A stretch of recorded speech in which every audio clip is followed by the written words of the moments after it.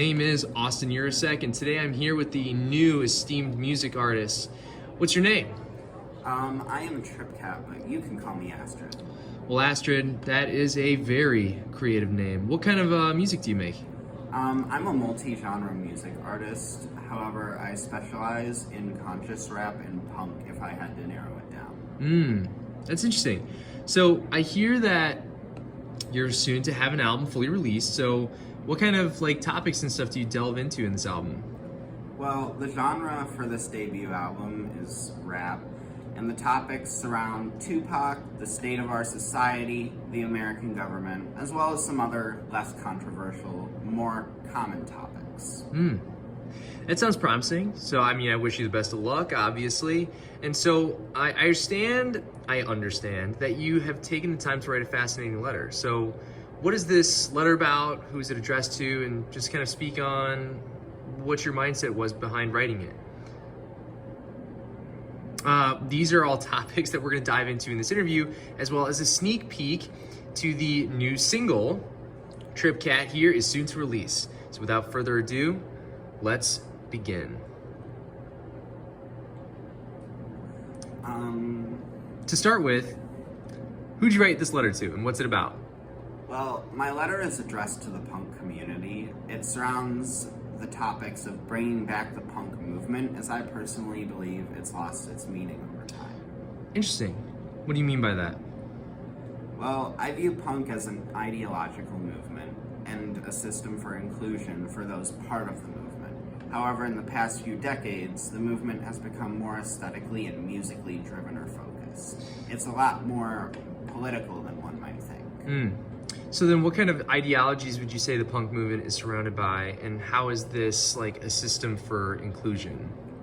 Well, I can't give every part of my letter away, but what I can say is that the punk ideology is against the aristocrats, for anti-establishment, and it fits to remove those who are problematic and include those who think alike to the punk ideology. Sure, those are some pretty interesting and progressive ideals. So what did you find was problematic? I would say one of the biggest problematic things within the community is artists who don't uphold the ideologies of the movement, and those would be people just using punk and rebellion for a stepping stone towards fame, which is exactly what the punk ideology fights against: power. Because within all power lies corruption. 100%. Those are all very problematic aspects to, I think, punk specifically. So where does the music and aesthetic kind of play into the ideology of the punk movement?